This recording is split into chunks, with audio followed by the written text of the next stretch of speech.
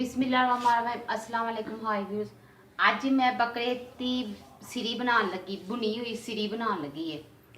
ਤੇ ਮੈਂ pressure cooker 'ਚ ਸਿਰੀ ਰੱਖ ਦਿੱਤੀ ਹੈ ਤੇ ਇਹਦੇ ਵਿੱਚ ਮੈਂ ਟਮਾਟਰ, ਪਿਆਜ਼, ਅਦਰਕ, ਲਸਣ ਦਾ ਪੇਸਟ ਬਣਾ ਕੇ ਤੇ ਸਿਰੀ ਇਹਦੇ ਵਿੱਚ ਪ੍ਰੈਸ਼ਰ ਕੁੱਕਰ 'ਚ ਰੱਖਤੀ। ਇਹ ਹੁਣ ਹਲਦੀ, ਨਮਕ, ਮਿਰਚ, ਮਸਾਲਾ ਇਹ ਮੈਂ ਇਹਦੇ ਅੰਦਰ ਪਾ ਦਾਂਗੀ ਤੇ 1 ਕੱਪ ਪਾਣੀ ਪਾ ਦਾਂਗੀ ਨਾਲ।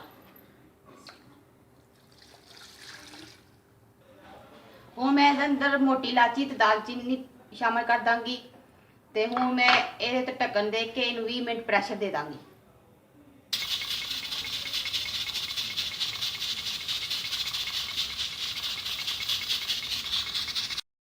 ਅਲਹਮਦੁਲਿਲਾ ਮਾਸ਼ਾਅੱਲਾ ਸਿਰੀ ਜ਼ਬਰਦਸਤ ਗਲ ਗਈ ਆ ਤੇ ਹੁਣ ਮੈਂ ਆਇਲ ਰੱਖਿਆ ਹੋਇਆ ਹੈ ਗਰਮ ਕਰਨ ਵਾਸਤੇ ਤੇ ਇਹਦੇ ਵਿੱਚ ਪਾ ਕੇ ਮੈਂ ਭੁੰਨ ਲਵਾਂਗੀ। ਬਿਸਮਿल्लाह।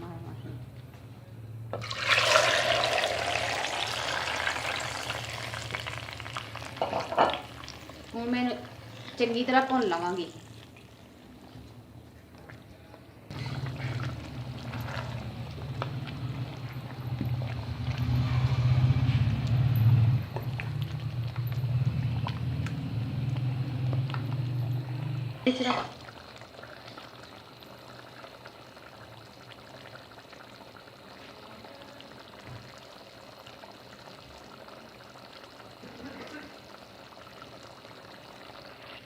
अल्हम्दुलिल्लाह माशाल्लाह मेरी सिरी ज़बरदस्त तैयार हो चुकी आ ते हूँ इन मैं चंगी तरह भुन भी लिया है। माशाल्लाह खुशबू भी बड़ी चंगी आंदी आ ते मैं हूँ ये विच सब्ज़ धनिया ते सब्ज़ मिर्च शामिल कर देवांगी।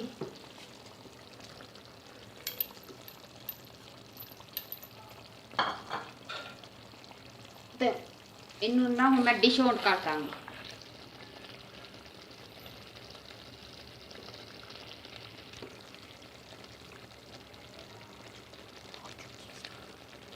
ठीक है।